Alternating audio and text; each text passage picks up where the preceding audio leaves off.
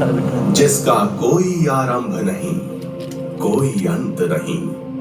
ये केवल एक धर्म नहीं, बल्कि एक जीवन दृष्टि है जो युगों से मानवता को दिशा देती आई है। मैंने देखा है जब ऋषियों ने जंगलों में तप किया, जब वेदों की ऋचाएं गूंजी, ब्रह्मा, विष्णु और महेश ने सामूहिक रूप से सृष्टि का निर्माण किया। मैंने वो क्षण भी देखा जब शिव एक अग्नि के अनंत स्तंभ के रूप में प्रकट हुए, जिसका न कोई आदि था न कोई अंत। वो ज्योति जो सत्य और ज्ञान की सीमा से परे थी। जहां जहां वो दिव्य ज्योति पृथ्वी पर गिरी, वहीं पर स्थापित हुए 12 ज्योतिर्लिंग, शिव के स्वयं प्रकट हुए स्वरूप, जो मोक्ष, मनोकामना और आत्मज्ञान के द्वार है।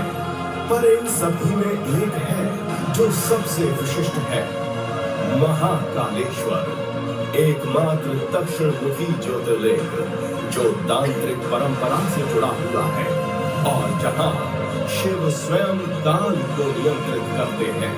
यहाँ समय भी रुककर साक्षी बन जाता है और इसी काल चक्र के केंद्र में स्थित है एक नगरी, जिसने न केवल समय को देखा है, बल्कि उसको समझा, जिया और दिशा भी दी है।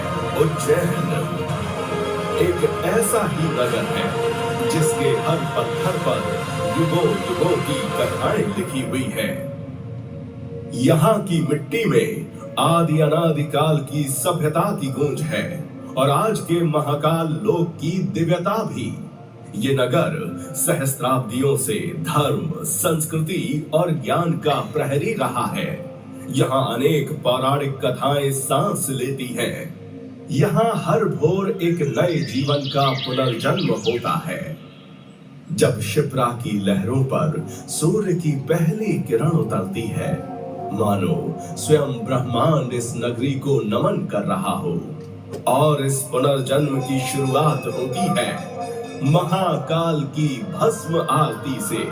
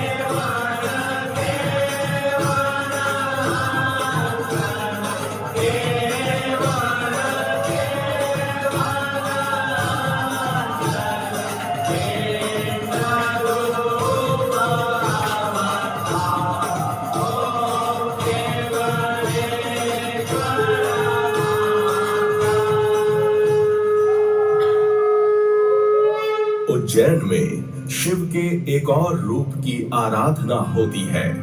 एक ऐसा रूप जो रहस्य, शक्ति और भय के बीच संतुलन बनाता है, जहां भक्ति की सीमाएं पार होती हैं और श्रद्धा, न्याय और अनुशासन के साथ एक अलग ही रूप ले लेती है। काल भैरव। यहाँ भैरवनाथ को प्रसाद स्वरूप मदिरा अर्पित की जाती है। माना जाता है कि जब ब्रह्मा ने शिव का अपमान किया, तब महाकाल के तीसरे नेत्र से अग्नि ज्वाला प्रकट हुई।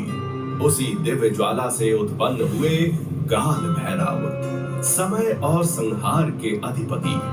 क्षण भर में उन्होंने ब्रह्मा के अहंकार से भरे 5वें सिर को छिन्न कर दिया, परंतु इस कर्म से वो ब्रह्म हत्या के दोष से बंध गए।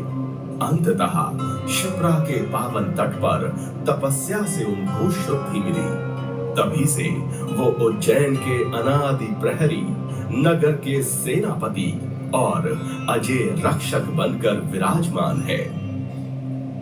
इसी नगरी में भगवान गणेश तीनों स्वरूपों में विराजमान है।